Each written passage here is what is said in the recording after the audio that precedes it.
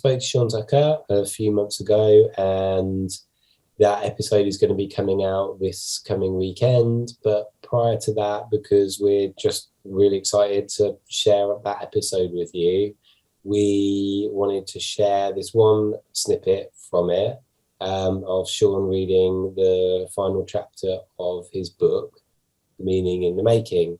And so that's it. This is it. Watch me kind of zone out whilst he's chatting. Enjoy. Yeah, I mean, just for people who are listening, like this is just kind of me summing up what I've been through in the book. So some of this, like obviously I go into quite a lot of depth, but you'll get the idea. It's just a short ending to the book.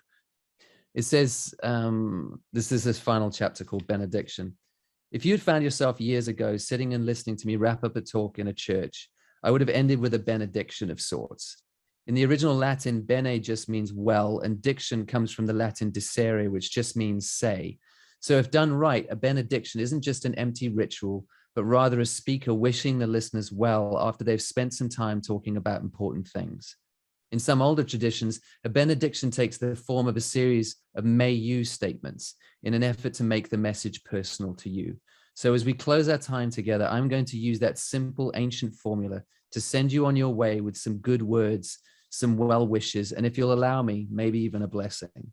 So, my fellow maker, may you join with the billions of creative human voices throughout history and attempt to pull order from chaos in the small ways you can manage.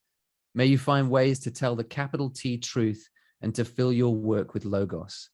May you make a habit of taking deep creative in-breaths by carving out generative mental space in order to hear the quiet voices of the muses. May you take the challenge to become an autodidact and build a curriculum of creative voices for yourself which will inflame your imagination. May you continue to fearlessly face yourself and the journey you've been on and to roll as much of your story into your work as you're willing so that your unique creative voice can emerge.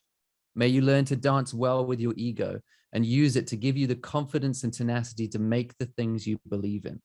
May you let go of your need to control how your work is received and choose instead to focus simply on doing the very best work you can.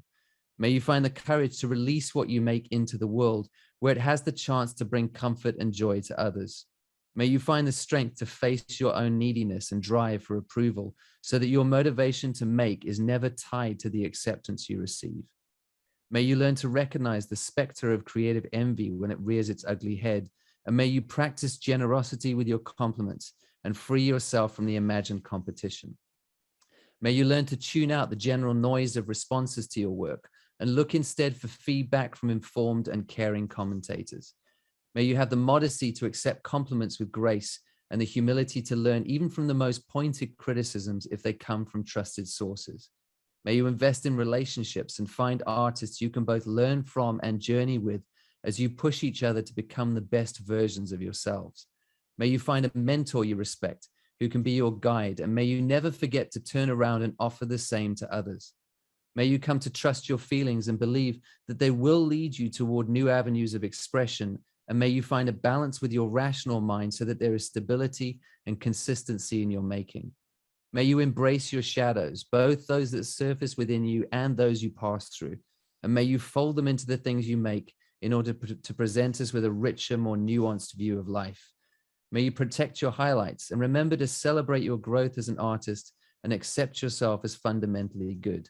May your work ultimately point us toward the light. May you discover your deep joy by paying attention to those creative pursuits and subjects that compel you and use them as compass bearings to explore as you travel onward. May you find ways to point your deep joy at the world's deep hunger so as to remake broken connections with the things you make. May you learn to be patient with yourself and set your sights on the long road ahead, understanding that building anything worthwhile takes time. May you find ever more meaning in your making.